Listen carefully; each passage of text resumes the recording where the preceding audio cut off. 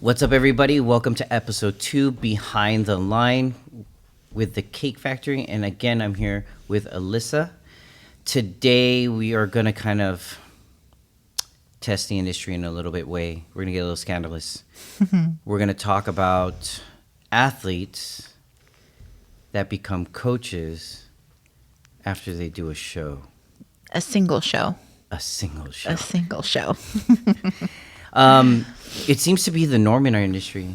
I mean, whether they do one, whether they do two, I'm beginning to see more and more athletes do a show, go on IG, go on Twitter, go on TikTok, and then start advertising themselves as coaches. Why do you think that is? I think we're in such a world of social media and platforms, and everybody wants to be, look at me, look at what I'm doing, follow me, I'm the next best thing, or I have the next best secret, or whatever the case may be. It's just become such a culture, I want to say, almost of getting on stage and just being for the heck of it to get on stage and then be like, I'm a coach, so everybody come to me. I know everything, when in reality, you really don't. Like, you know, from that one show, you probably don't even really know why you did what you did. Your coach told you what you need to do, and that fit for your criteria or whatever your curriculum is. But I think it's just this wave of new, I want to say, generation of everything is just online. So it's just so much more accessible to be like, oh, I looked good, I was lean for this one show, so I know exactly how to get you there, you know, and everybody in every walks of life. And it's becoming a little bit where it's, I want to say, taking away the people who actually have been in it for a long time. And I know you've been in the industry for a long time. I'm sure you've kind of seen the differences and the changes, and the progression of how this is coming about, right? Oh, yeah. Like, one of the things that I'm beginning to see more and more of, it's not just so much that athletes are taking the role of coaching, even after their first show, second show, or even third shows, even fourth or fifth shows, but thinking that the application that they're going through is applicable to everybody. Mm-hmm. And not realizing, yes, the science may be the same, mm-hmm. but everybody else's genetics are different. Mm-hmm. And many times I'm seeing people come right back to me and going, well, what do I do? And many times I'm just kind of like, why are you not doing your own research? Why are you not doing your own due diligence and finding out the science and then seeing how it applies to that person's genetics, that person's lifestyle, mm-hmm. that person's everything? Like, for an example, you. Okay, you have seen you go through several different coaches, mm-hmm. but your preps are all the same. Why? Because you have a responsibility first, then you have prep. Yeah. Right? Yeah. So your responsibilities are never affected by your prep. Right. I've always noticed that with you. Once you go into prep, it's like almost like nobody knows you're in prep. They just see you doing more cardio. Yeah. You know, yeah, they're like, why are you downstairs? Yeah, why are you doing more cardio? Are you okay? Yeah, or your diet tightens up and things like that, right? I see other people who go into prep who are coached by some people who are new to the coaching aspects of things, and it almost becomes like their responsibilities become second and their prep becomes first. Mm-hmm. Right? It's almost a show for the whole thing. And I think that is a huge thing too with this industry, is majority of people don't step on stage because it's like they understand the hard work that not only goes behind obviously a prep, but prepping other people too. It's just a look at me, I got on stage, I'm lean, I'm posting this on my social media, so now come to me, I know everything. Well, so to dive into that, okay, and this is kind of where some people are definitely going to disagree with me. Social media is not the world of reality. No, it's a perception of what you put out there. Exactly. Right? So with that perception that people are following, like I can't tell you how many times I've coached somebody and they're just like, well, I've seen this workout and I've seen this diet and I've seen this supplement application. Let's try this. And we're 8 weeks into prep. You know, why are you trying to change the direction when you haven't even gotten to the goal yet? Right? So what I've noticed with a lot of people who are using what their end result is on stage as their form of advertising for coaching, or even just coaching, like even selling like I can do your meal plan, or I can create this workout plan for you, you know, and then eventually it goes to like, hey, have you thought about getting on stage? Have you thought about doing this? Have you thought about doing that? And then they're creating protocols for people that are nonsensical in many ways, or almost copy and paste to what their coach is doing for them. Right. So basically, they have a coach, a team. They take what their coach and their team is doing. They see multiple other teammates that are doing the same things, if not similar. And then they kind of go, oh, hey, that girl's body type's similar to my client's body type. Let me go ask that girl. And then let me go see what that girl's doing and see if I can apply that to my client, and then therefore benefit off of that client. Yes. Right. I've seen that a lot happen now. So my question to you is then, why do people join a team? I honestly want to say you join a team because majority of people are also looking for something to be a part of too. So I think the team aspect side comes into like an acceptance and wanting to be accepted into a community and into society. And I mean, I can't speak for everybody, but from what I see on majority of masses, it's just an acceptance. I'm part of something and kind of a, well, look at me. But you can also go into it in a different way of saying, okay, this team, this community, I want to be part of that because they also push at me and they push me to be better, or I'm surrounded by people who are in the same mindset or doing the same trenches or going through the same things as I am going through. So it's a support system for a lot of people too. So then why pay a coach? Good question. I think majority of that is just, and what I've seen a lot lately, pay a coach, get what your coach like gets, your plan, your this or that, and majority of people copy and paste that, and then I'm a coach myself. I feel like go on AI nowadays and do that. Yeah, that's very true. That's a very true thing. And the only reason why I'm asking you that is because I really thought about this, and I rewatched Arnold Schwarzenegger's Pumping Iron. And nowhere in there was it a team. Well, in reality, it's okay. So in my perspective, it's a community when you get into fitness and lifestyle, and there's people that are going to be like-minded and trying to do, accomplish things that majority people wouldn't even attempt to accomplish. So I think there's that aspect of that support system because you guys all know what it takes to get there. And I think I'm talking in terms of the ones who actually take it more seriously and know they have a responsibility, one, to maybe research things a little bit more. You take the sport a little bit more seriously because it's not just a showboat for you. It is something that's like, you know what, I am going to push myself to do something that, most people probably don't think I can do, or I didn't think I could do myself. But you do walk this path quite alone. It is your job and it is your choice to be putting yourself through everything. So, regardless of the support you have, which it really does make a huge difference, but you have to walk the path. You have to teach yourself. You have to ask the questions. You have to apply it, and you have to go gain that knowledge. And that's where I think that's where the coach aspect comes from. People kind of who are really in it look for is someone to guide and mentor you. I'm going to be devil's advocate, and some of you are definitely not going to like what I'm about to say. This is not a lifestyle. And if you want to treat this like a lifestyle, you're never going to succeed. No. It's a job. It's more than a job. It's a culture. It is a culture. I'm Filipino. I born and raised Filipino. I've known wars fought in the Philippines for my culture. If you do not accept health and fitness into your culture, you're going to treat it like every other lifestyle you see on social media. Well, it's going to be a fad, right? Absolutely. You're going to treat it as a fad. It's not going to be something that's ingrained in you. And it's those back principles, right? That is what makes it the culture. So if you do treat it as, oh, look at me and, I'm posting on this because I just want the attention seeking, you're never going to continue, and you're never going to probably get those next limits because it's a fad.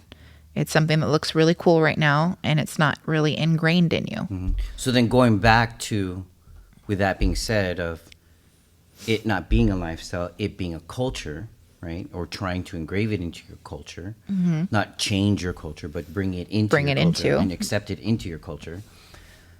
Why do coaches, the importance of having a coach, let's remove the athlete aspects of it, because we may train and coach athletes, but that is not our bread and butter. No. At all. No.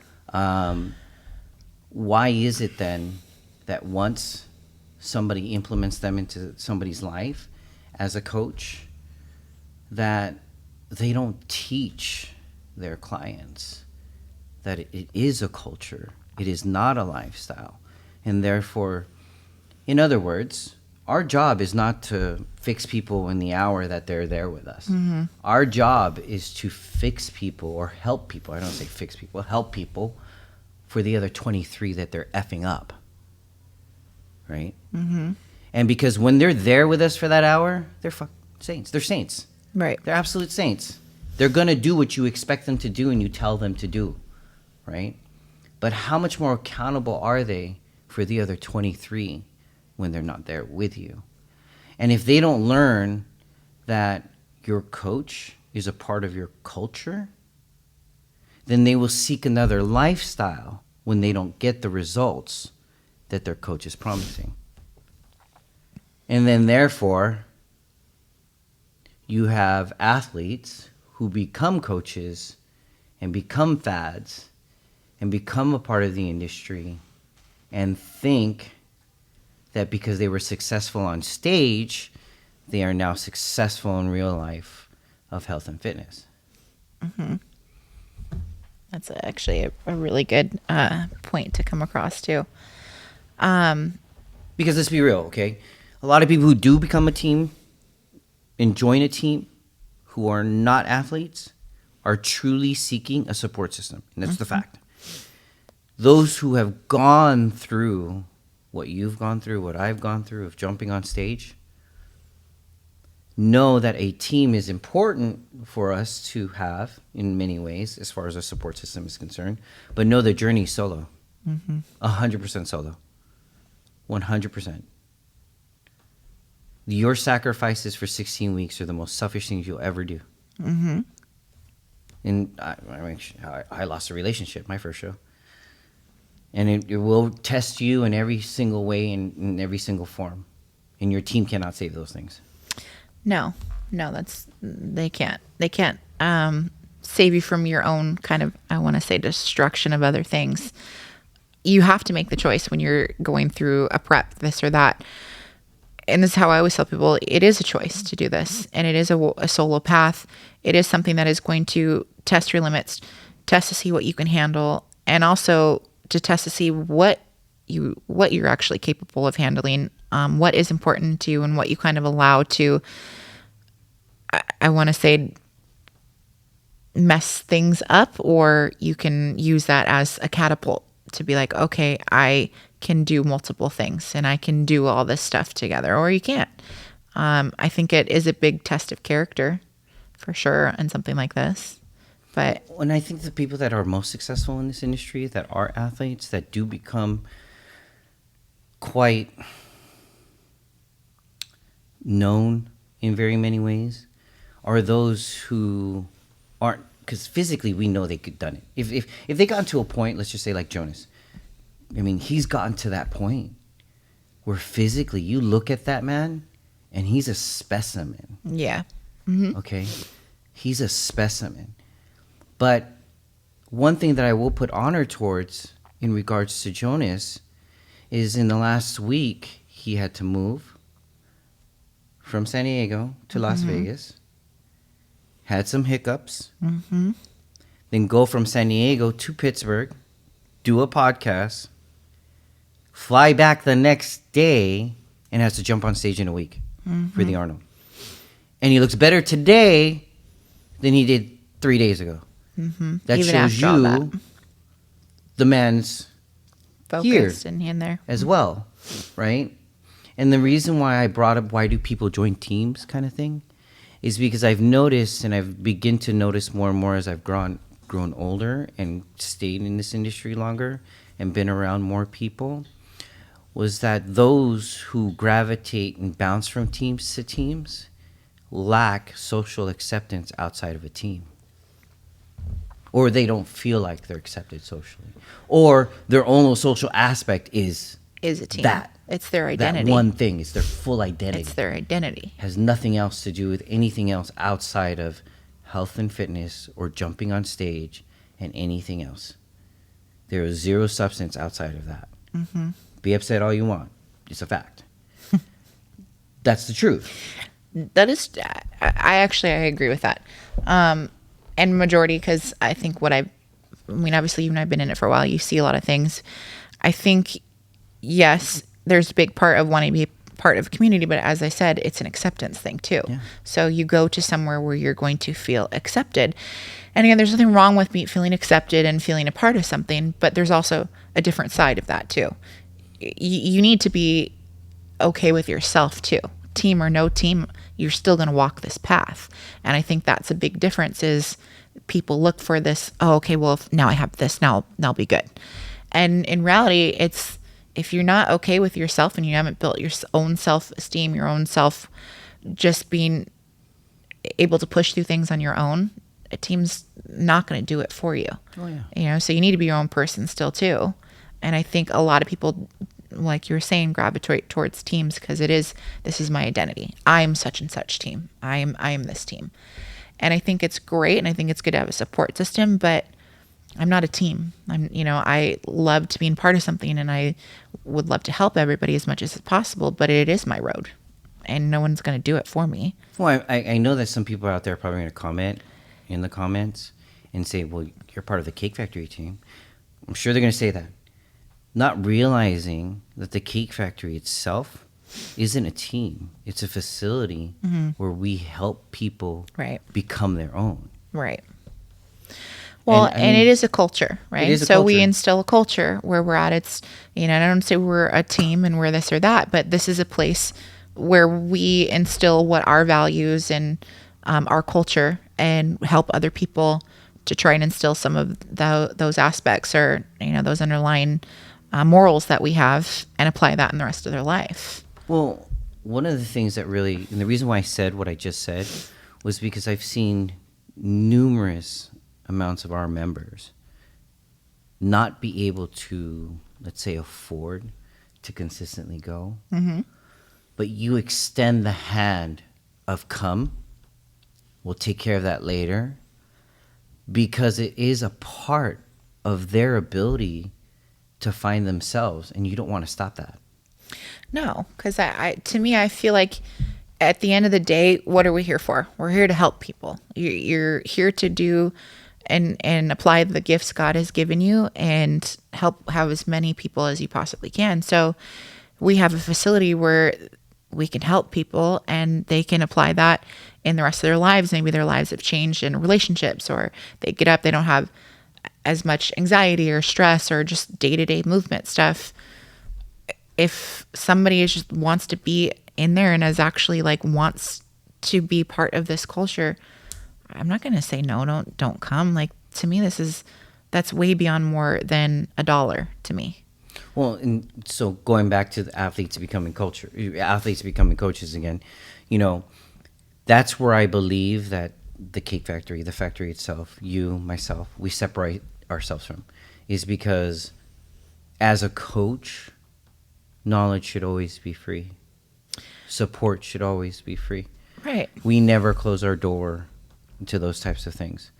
And when I see coaches online, and it's not everybody, but when I see coaches online who for a fact need to pay their rent next month because they're advertising a week before. You know what I mean? It really pains me because all the knowledge that you're using is the knowledge from which you're gaining from somebody else. And that's not a bad thing. I'm not telling you not to do that. But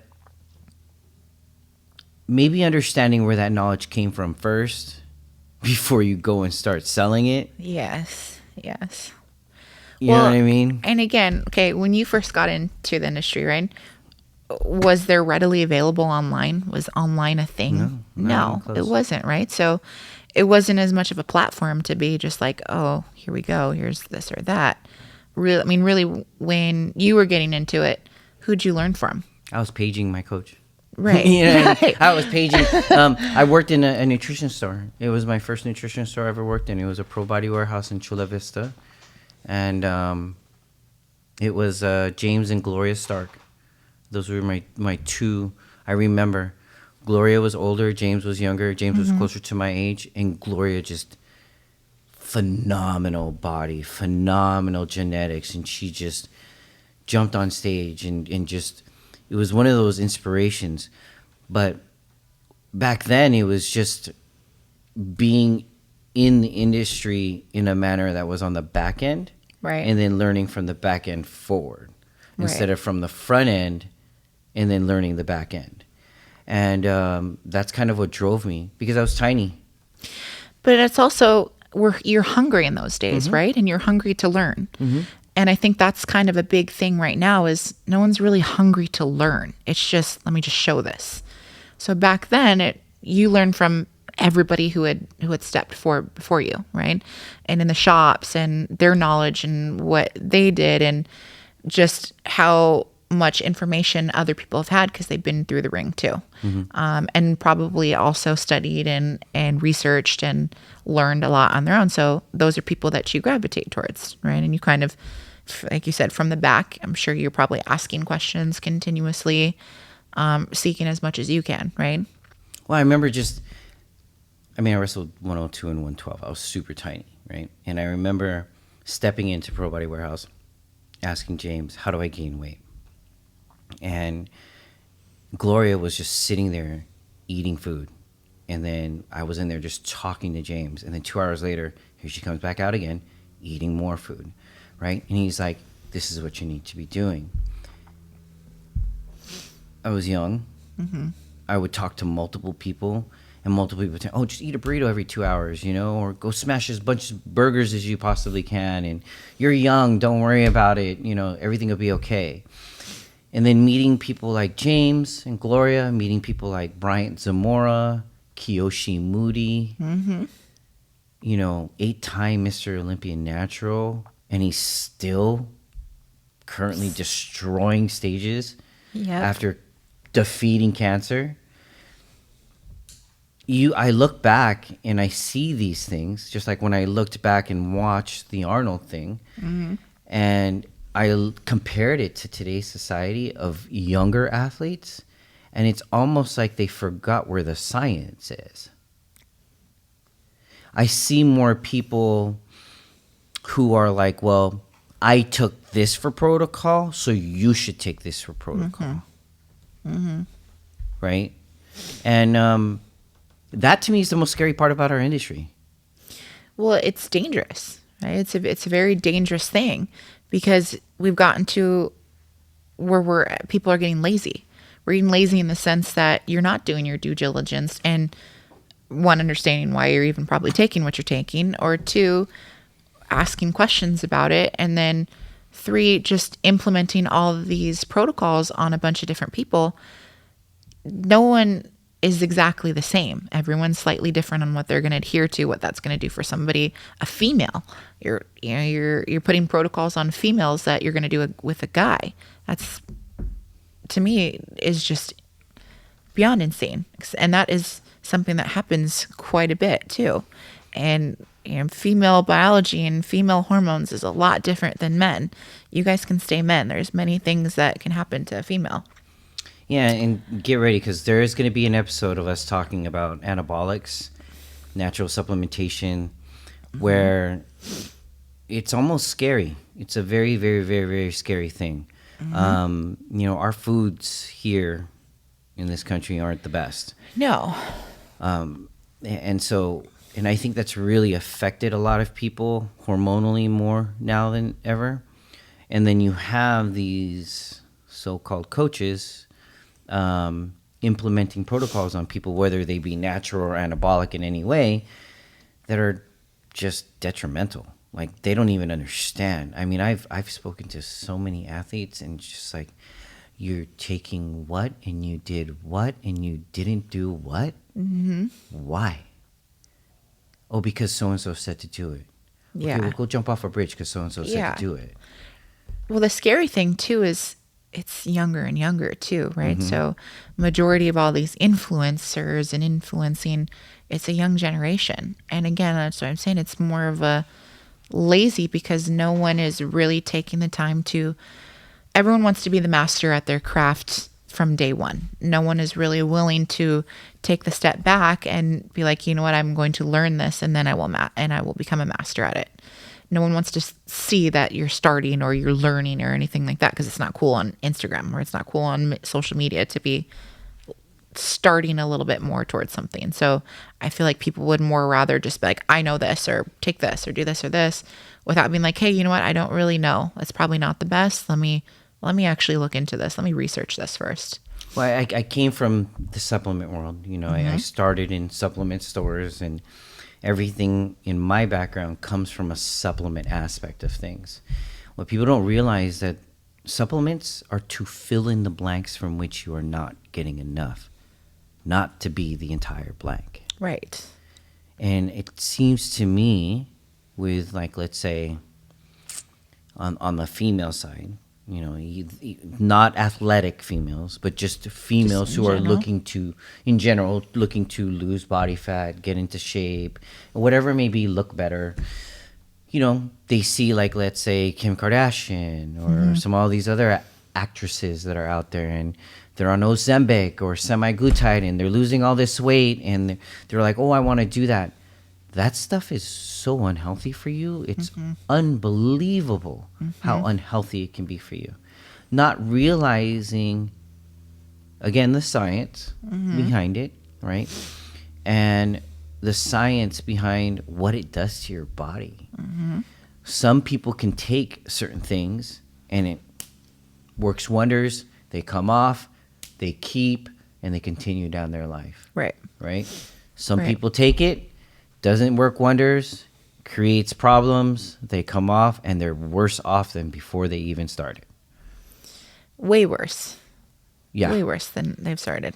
And it's funny because today, when I was at North Italia eating lunch, like the I usual always am, spot. my usual spot. The usual lunch spot. And by the way, two of the girls will probably be showing up tomorrow's classes. One of them had asked me, what do I think about semaglutide or Ozempic? Right?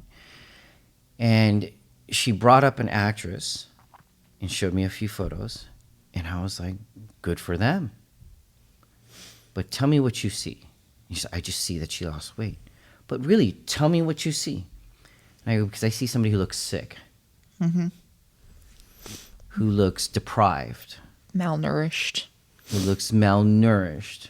If she didn't have that makeup on, she'd look like a zombie. And then she really focused in on looking at the person's health, right? The health aspects of them losing that weight, and was like, oh, wow.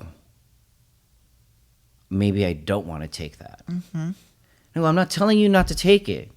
What I'm telling you is that it shouldn't be the only reason that makes you lose body weight.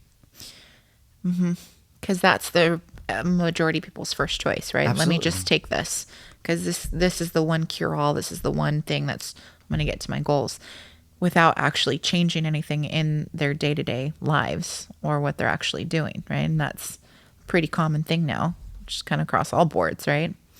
Which I'm sure you see a lot more. People ask you a little bit more too, because you're a little bit more in knowledgeable with all of that stuff too. Yeah, it sucks. I mean, I hate seeing these coaches out there who take on these young men, and I've never met these men before, and I run into them and we talk, and they want to have kids. They can't figure out why things down there aren't working anymore and why their relationship is suffering from it. And I go, well, you got that gold first place medal there, buddy. So I know a lot of people typically, because you've been in the industry and you own supplement shops, and you know you're very knowledgeable on just from A to Z board. And we've had many talks about this, of how many people have been coming to you lately for help, right? And be like, I don't know what's wrong with me. I don't know what's going on. You know, can you take a look? And like, what am I doing? What am I doing? Have you noticed, like, probably lately, it's probably more people than we have seen really in a long time actually be like, and I'm sure a lot to do with, again, these kind of coaches that just throw things at them just for a cookie cutter kind of a thing, right? And the sad part is it's not just so much coaches that are doing the cookie cutter thing, but even some of these bigger coaches who have full-on blown teams, but because they're not at their, let's say, the Olympian level athlete yet, they don't give them the same care and love that they would give to their athlete who's winning those first place, you know, trophies, and who's getting ready to qualify for the Olympia, you know, versus the person who's done their first show. And there are plenty of athletes out there that definitely could qualify for great coaches because they're smart, they do their due diligence, they really are their own first before they were a team member, right? And then there are coaches out there who have done great in our industry who do not supply the same love across the board to all their athletes. And I see that going both ways on both aspects. And it's really sad to me because a lot of these men are getting younger and younger. They're getting really young. And it's social media driven, number one. It's all social. It's not cultural. No. You know, and it's sad to me because I'd love to see them want to have kids and be able to have those kids that they want to have and build a life later in the future.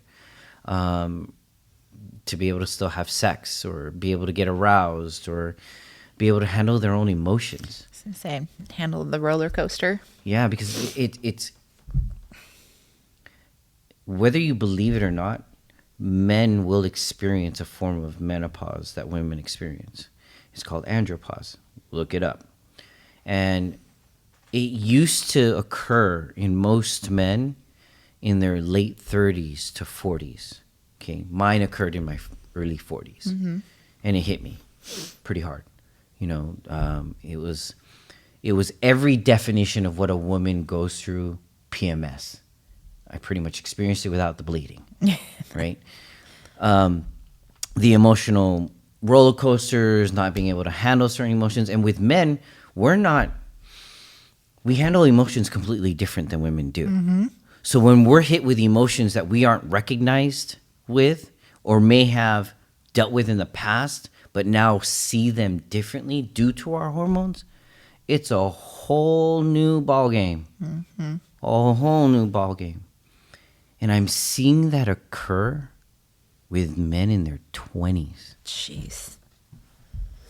That's extremely young. And it's not even so much because it's naturally occurring, but because it's happening more with men in our industry that are taking things that coaches are telling them to take and almost inducing andropause on themselves.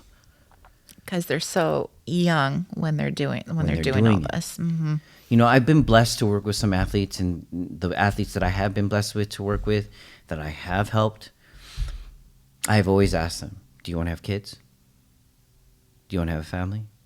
Okay, these are the things that you can take, and these are the things you need to stay away from, right? Because if you're that young and you have good genetics, and you have great work ethic, let's tap it out. Tap out your tank. Which that's a huge thing too. I think in today's get everything quick, no one wants to put the work in though. And I think you've seen this and you've talked to everybody who do this too. And I think even for training on my side, it's, it's that generation of now. And that's why you see all these young teenagers and these young girls and guys putting themselves kind of through this. And, I've had many discussions even with girls who train with me and have asked them questions. And it's like, you are so young. You have so many years of your own genetics and your own hormones taking place and being able to catapult you. Use that foundation, max that out, because I can guarantee you, you're probably never training as hard as you actually think you are. And you're not working as tough as you would like to think and want to put on social media. I don't think women actually realize when they hit their 30s, late 20s and early 30s, they're in their prime. And that's a whole nother level. I mean, it's like hitting Super Saiyan for women. Well, and it's like that's about me right now too, right? In my 30s, and I feel like, oh man, like I'm on a whole different spectrum now. My muscles are denser. I can stack weight. I'm probably, I'm not gonna tell you guys how much I weigh right now, but the weight I'm at right now is the heaviest I've been in my life. But I'm the densest I have ever been at this weight, and the leanest I'd ever been. And again, years and years compilation of training hard. Like every session you go in with the intention of this is for a purpose and I'm training with reasoning. And it's not just, I'm just going to take stuff and whatever. That's got to be your mentality. And that's a lack of mentality I see a lot nowadays is, I'm just going to do this and start this now. Who do we blame? Do we blame the end user, or do we blame the coach because let's be real, every coach's goal is to get their client to their goal, right? But at what expense, number one? And many times I feel like most coaches would rather get them there, take that income, and not care about how they get there. Mm-hmm. That's a majority. And it's almost it is at the expense of the person. Mm-hmm. And whenever I deal with somebody, and whenever you deal with somebody, and many of the people that we do surround ourselves with, that we deal with, I always tell people, man, hey, I may know a lot of things. I may have experience in a lot of things, but you have the same experience as well to go online, do your own due diligence, do your research, and ask questions. Mm-hmm. And then the other thing is I don't think a lot of people listen to their bodies. I really don't think so. I think that they look at their body and think that's what they're being told based off what they see, mm-hmm. versus physically feeling their body itself. Because it's a completely different thing. You can look great, but be shit inside. Yeah. Oh, yeah. I mean, just be dying on the inside.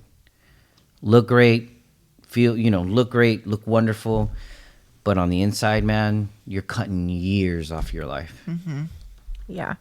And to me, in this sport, what I wish more athletes on the Olympian stage would speak on that more. But I think they're afraid of that because we know this because we deal with certain Olympians. They don't want to talk about that because they're afraid of talking about that dark side of the sport, mm-hmm. Because of shame, right? Come on, let's be real, guys. Do you really think we think that you got there naturally? Come on. Like, be real. Do you really think we think that you got there naturally? Absolutely not. So no. Whoever is listening to this and whoever wants to, I challenge you to be the dark horse and step outside and talk about it and help the younger athletes out there and challenge them in a manner that will progress their lives beyond, because Arnold's living a great long life right now, and I commend him for that, right? And I want to see these younger generations of athletes do the same. Mm-hmm. You know, not saying that he didn't take whatever he needed to take, but No, but I think it's a little bit more of an abundance nowadays. Yeah. So I think the road a lot of these people are going on right now is not going to get them to an Arnold's age. no, And no. at all. I know you some people that I hope they see 50. I hope Right, they see which- 45. Like how sad is that? That's very sad to me. That's an extremely sad thing, and that is to me a really depressing side to this industry, because it is setting people up for a short-lived life, and it is everyone's responsibility. And I think, just like you said, I think it is in the responsibility of people, of coaches, of Olympians and things too, to pass down some information to these younger generations of the side effects of talking about what it does to you. You know, there's always a health risk no matter what you're doing, but to actually be aware and to try to mitigate, at least lessen it on some degree. But knowledge is going to be power. Well, I mean, at the end of the day, even with the athletes I've dealt with that were younger, that wanted to do certain aspects within their protocol that I said no to, I just said, okay, well, let's eliminate this. You just put in a little bit more work. What's wrong with that? Well, again, right, that goes to kind of what we're saying is how many people, realistically, how many people do you talk to are like, wow, yeah, I'm going to sign myself up for work like that. Right? How many people like walk out of the factory or have not come back because they're like, oh, that was really hard. That was too hard. I don't want to do that. I mean, how many people have we seen kind of do that? Even guys, girls, same, across boards. And in reality, how we're training people is we're training you to be successful. We're training you, we're pushing you. We're very much pushing you, but we're pushing you in a way that is thought out, that is, again, sciencey and programming, everything, all the other aspects behind it. But that's the thing is majority of people, they're not going to want to do that. I mean, that even goes down to just buying things over the counter, whether it be at GNC or any of your local supplement stores. There are a lot of things over the counter now that I just don't think that people should even be taking, period. I mean, just talk about caffeine. Like a lot of these new coaches out there that are promoting all these new brands of supplements because these supplement companies go, oh, they got a lot of followers. Let me just promote, give them a bottle or two every single month. And they're pushing all these products out. Caffeine's a vasodilator. Mm-hmm. It's going to make your blood cells close. Okay. What am I trying to do when I work out? I'm trying to open your blood vessels as much as possible. Push as much nutrients into the muscle as possible. Yeah. Mm-hmm. So not realizing that there's a time to take certain products like that for certain workouts versus to just take it. Mm-hmm. Not realizing that, man, you're hurting yourself more than you are gaining anything out of any of those products. And this is coming from a person who used to own a nutrition store. Yeah. I remember when I used to work for Ultimate Sport Nutrition, one of my, Angel, bless his heart. That man, I worked with him for 11 years. And we used to battle so much about that. Oh, just sell the product, bro. Come on, just blah, blah, blah, blah. Yeah. Because we would always have like our in-house product, right? And obviously in-house products, you're making more money, you're bigger margins. Come on, just sell that product. And I would sell a caffeinated product, a pump product, right? And I'd break them up. Yeah. But his margins would never equal to the same, even though I'm selling multiple things, right? He's like, bro, come on. And I go, bro, that person is going to tell 2 or 3 other people, and they're going to come, and then they're going to come, and then they're going to come, and they're going to come. They're not just seeking feelings. I'm changing lives, and I'm making goals happen. Mm-hmm. That's the difference. And you're also giving them information behind Absolutely. It, that's the big part too, right? You're giving them knowledge and a reasoning as to why you're actually giving them what they've been handed. And I remember when he started opening up multiple stores, and I used to always be the first person in the new stores. He'd be like, okay, hey, you're going to this store. We're opening them up. You're going to be the guy in that store. Whenever I left, the store I left, their numbers just, because it didn't matter where it was. I could have went to UTC from Chula Vista. They'd be driving from Chula Vista all the way to UTC just to see me. And so that is basically what separates, right? So what you do at those stores, you're caring for those people. And you're caring for them not for just, I'm going to make a buck off of them from coming and buying my products. You're going in with the notion of, I'm going to help these people outside in their lives, right? I'm going to change something outside and make it hopefully for the better in their outside. And that's what your thought process is, right? Yeah. It's not just, you know what, take this, whatever. I have my percentage off of this. It's like, no, let me help you get the most. Let me give you the tools that are going to make your life a little bit better. Maybe change your habits a little bit better, or give you some knowledge on any of these things that you're coming in looking for that you probably didn't even know about before. Right? So that, I think, is the biggest thing in coaches and athletes, and kind of all encompassing now too, is the reasoning and the why behind. And that's exactly what you do. Right. And that's huge difference as opposed to things nowadays. Well, I think that's also the mentality that we have, is the 23 versus 1. You know, we care more about your, like I tell people all the time, man, you will be an angel for 1 hour when you're with me. I know you will. You'll listen to everything I tell you to do. You'll push yourself more than you've ever have. And the minute you leave, all that just stayed right where you left. Right where you left. You know, and when I used to create programs for my athletes or even some of my clients, and I remember before I had everything online, I would make them send me pictures of their food. Yeah. Like take a picture of their food right when they eat it. And I'm like, why do you want to, you want to see my food? Or are you trying to check up? No, not necessarily. Yes, that's part of one, right? But I want to know when you eat it and how quickly the next meal comes, or how far off the next meal is. Right. Because if you're eating an X amount of food at this time, and then all of a sudden an hour later you're eating the same X amount of food, we need to increase your food. You know what I mean? Because you may not even bother telling me you're getting hungry. Right. You just may stretch it out, not realizing that your body's metabolism is what we work off of as coaches. So you're asking, and I guess not say asking, but you are requiring out of them more because you're trying to make them understand a little bit more too. And for them to actually take a look at like where they're feeling too, which they don't really usually ask a lot of questions about. People. A lot of people just kind of like, oh, whatever, I'll just, I feel this way, but I don't tell my coach either. So you kind of almost force them to have that conversation, have those conversations with themselves. Yeah. And like, oh, okay, now I understand this. Or, oh yeah, I do feel this. Yeah. Okay, maybe that's why. Oh, that's why. Okay, that makes sense. Yeah. And you know who taught me that? I remember sitting down. It was James and Gloria and Kiyoshi.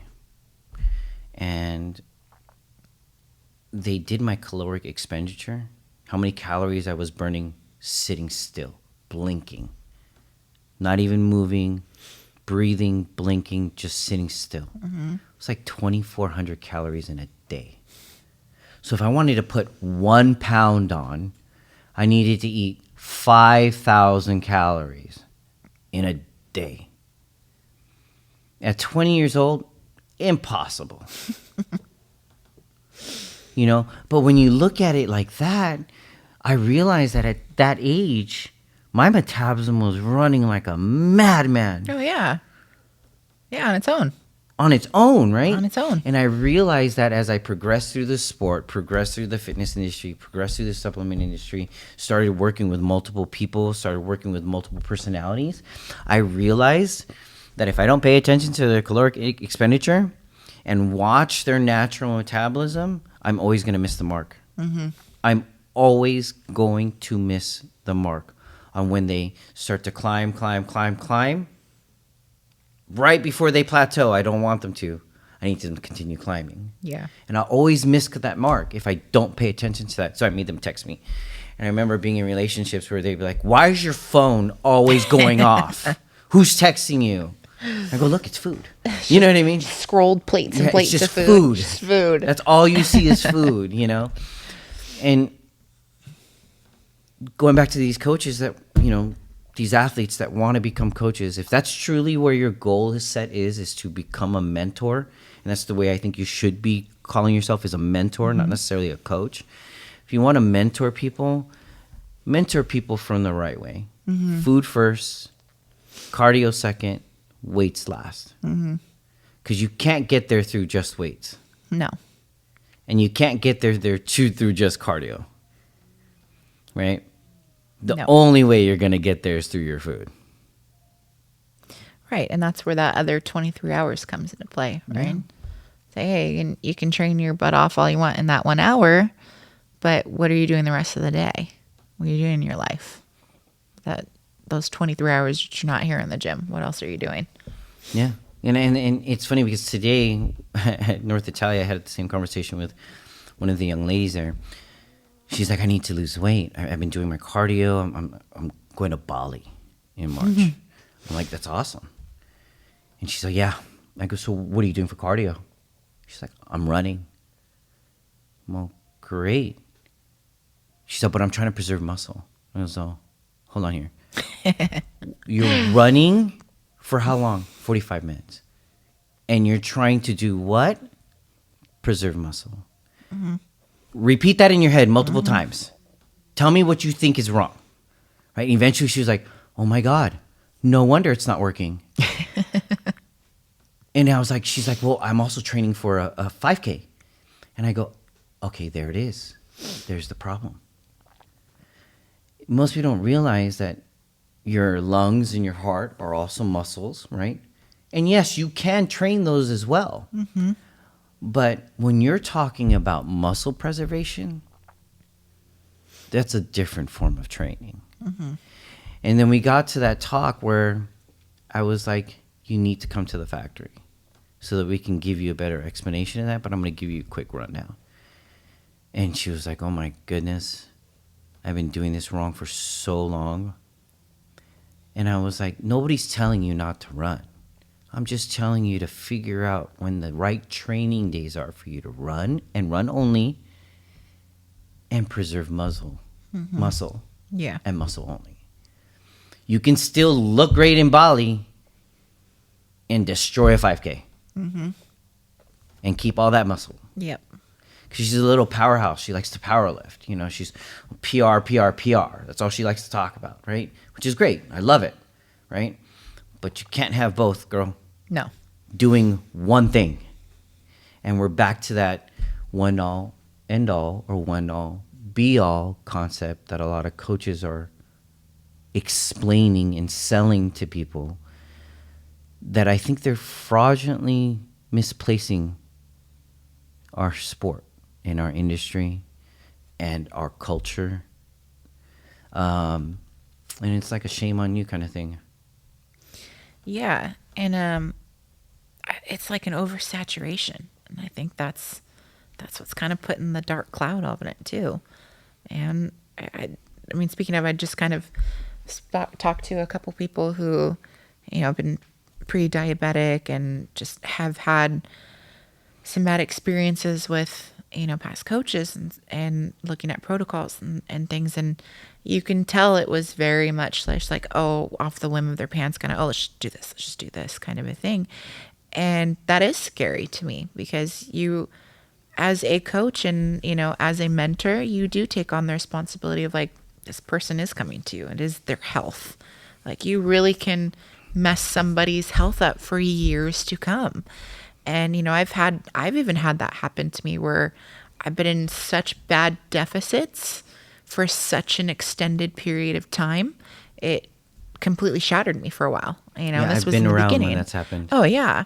And I'm like, we're bumping your carbs. Just don't tell your coach. Just shh. Yeah. And it was, but that was also kind of those one things too, where it was like, you know, I do know my body, and I do know I'm on my feet all day. I move stuff all day. So it's like, you have this own sense of information and knowledge and stuff. And I am very much aware of how I feel and what stuff does to me, like, right away. And You're also really good at telling them that, though, but they're very bad at listening.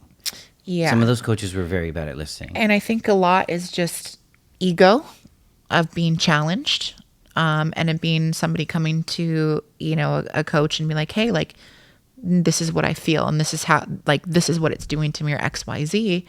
And a lot is, you're just not doing it right. You're just not following protocol, this or that. And it's like, no, I am. I've been in this long enough to know how I feel, what my body responds to, what's going on, what kind of I need, obviously.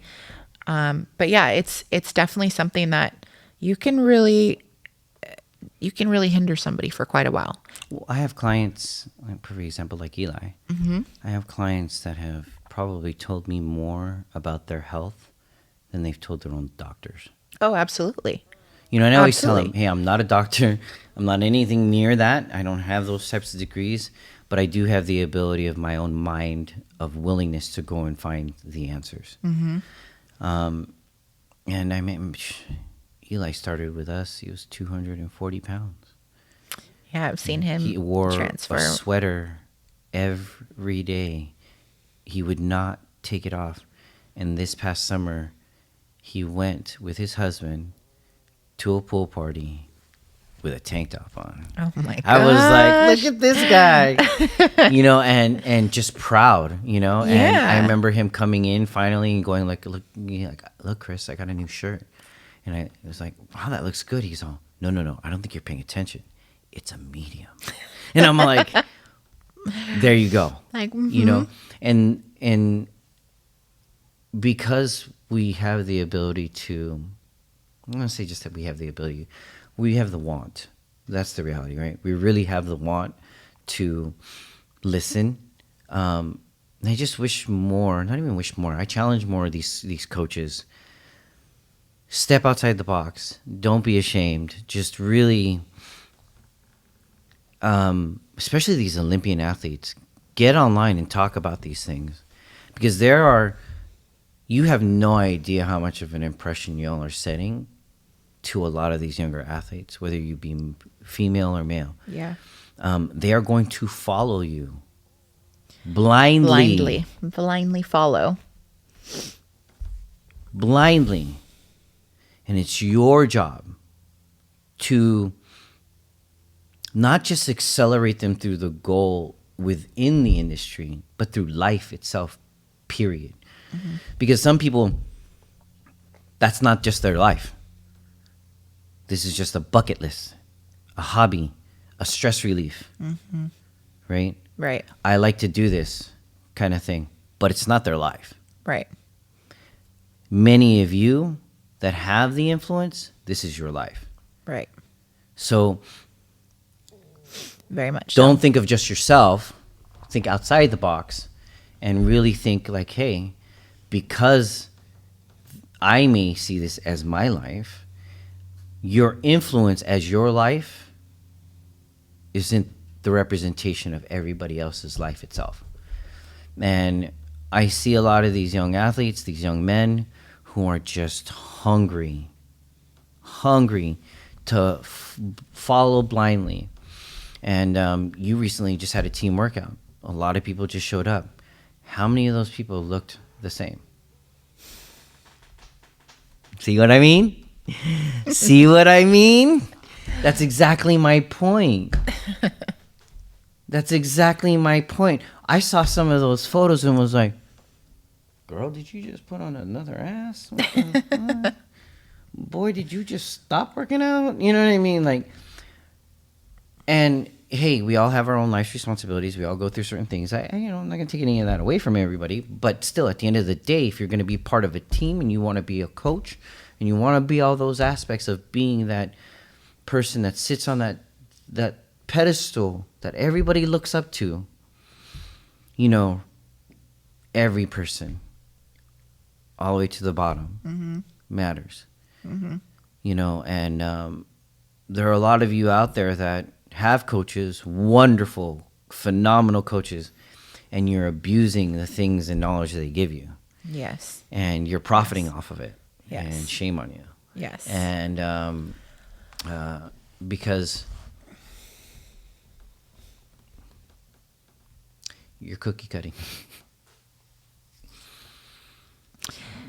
Cookie cutting, and you're just using somebody else's, here was my plan for you, and I'm just going to make money off of this. And you don't even know the reason or the why. No. And what I think is really sad is just like what you're saying, across all boards, right? So if you're going to take on that role of being a coach and being a mentor, you need to keep learning, and you need to keep pushing it, and you need to continuously search for more. And the reason why I say that is because you're going to deal with all walks of life. And with all walks of life comes all different kinds of situations, all different kind of health issues, or hiccups, or just things in life. And if you're not really equipped on even what is going on or even how to address that, again, you are gonna hurt people, and you are going to set people back for quite a bit. And this cookie cutter stuff doesn't help. Oh no, at all. So, and like you said yourself, you're a great example of that. Going through different various coaches who really didn't understand of taking in to your protocol and your planning your actual responsibilities. They took your they took your prep first and your responsibilities second, not your responsibilities first and then fit your prep into it. It was like reversed.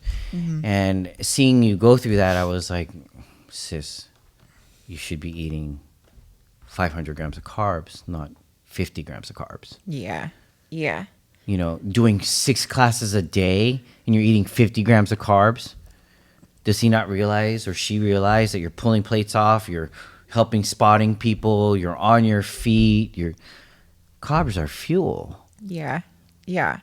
And especially, you saw it with my body, it was like, I've been an athlete since I came out of the womb. Mm-hmm. So I've been moving my entire life.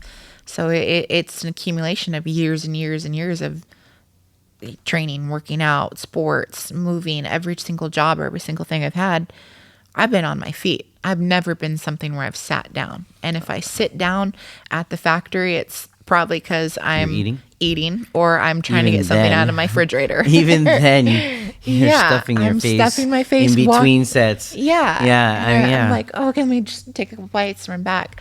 Because that's just what you do. And to me, it's, my responsibilities are kind of at my forefront. And not saying taking care of yourself isn't, is important. I'm just talking about like prep and stuff wise.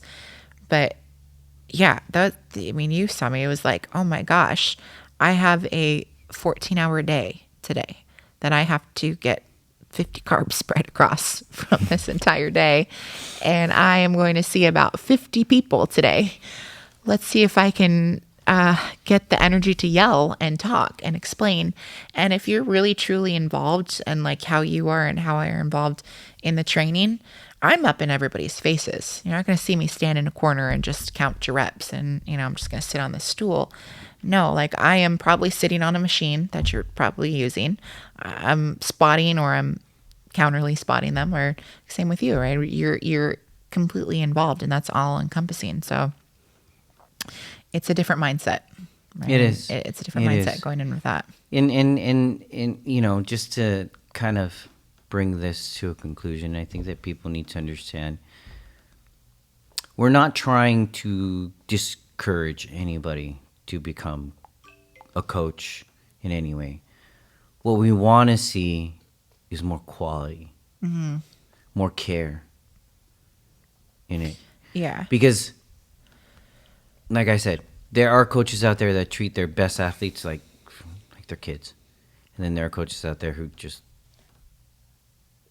treat the same coaches treat their other athletes like crap. And the reality of the fact is that let's just pay more attention to like the help aspects of what we're doing. The goals will come if you help them properly, right? Mm-hmm. I think that's more than anything is a lot of these coaches are focused more on the goal, getting them to their goal so they can make that money. But if you help them properly, that money will never go away. Yeah. because you're doing them Yeah. right. And you'll probably gain more. You know? Yeah, because you actually care. And it's not just I'm just throwing you on there and, oh, well, here's, give me my check and I'm off we go.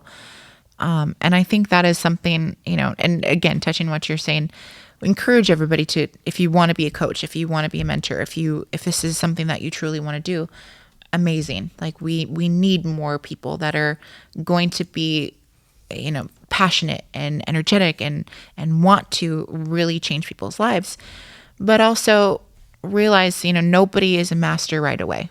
Nope. And take the time to learn, understand what you're trying to do, research, talk to people, ask questions, like go to people who've been in this for a long time, soak up as much knowledge as you possibly can, because it is there, and I think ego and pride really have to step aside in this industry, because that's really the only way you're going to actually progress forward. And no matter what, if you're coaching for an athlete, you're Olympian, you have that responsibility on yourself too. If you're in that platform, like I said, an Olympian, to teach these younger generations, coach generations, mentor people, give the information out, because it shouldn't be something held in. This should be something you should be wanting to help people, and the same on other coaches. You don't have to be the greatest, but you should be somebody who's willing to be putting in the work and the time to get there. Yeah. Well, I mean, that's the reason why I say to people that knowledge is free. Because at the end of the day, if you really come across somebody who really wants to know, they don't necessarily need you there. They'll do their due diligence and go find out on their own. The fact that they come to you is a blessing. So, in closing, we are not a lifestyle. No. We are definitely a culture. It's a culture. So look forward to some culture shock. Little hint. We are going to bring some culture shock to the industry. Yeah. Some 23-in-1 stuff. Some things that you're going to want to subscribe to, you're going to want to learn, you're going to want to see. And when you do, get ready for episode 3, because we're going to talk about the dark side of the sport. We're going to get even more scandalous. Oh, yeah. We're going to start talking about the dark side of the sport. Why, people take what they take. I think in all encompassing, right? The dark side, the getting in the industry, what you do in the industry, Oh, yeah. what people take. One of the other things, too, that I've noticed, too, and just we'll close, but I've seen a lot of girls who compete, who create OFs after. That's crazy to me. And that's a huge thing we'll touch base on, too. Oh, my God. That's Yes. like, woo. I'm Yeah. like, hold on. Is there like some kink that I don't know about? Yes. What's going on here? Well, Yeah. Again, I challenge you Olympians that are out there that are coaches, just really talk. Step away from that shield that you think that you're shielding yourself from. And then a lot of you young athletes that want to become coaches, take your time. Slow is fast in this world. That's Yes. Kiyoshi Moody told me that. Slow is fast in this world. The slower you go, the faster you will get the results you're wanting. Yep. And in closing, thank you, everybody. Thank you again, sis. Thank you, brother. And I'm looking forward to talking about people pinning themselves.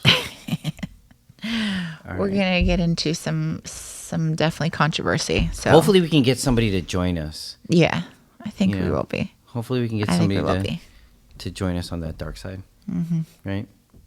Cool. Yeah. All right, guys. All right, thanks, Take guys. care. And again, thank you for tuning in to Behind the Line with the Cake Factory with myself, Cris, and Alyssa. And we'll check you out soon.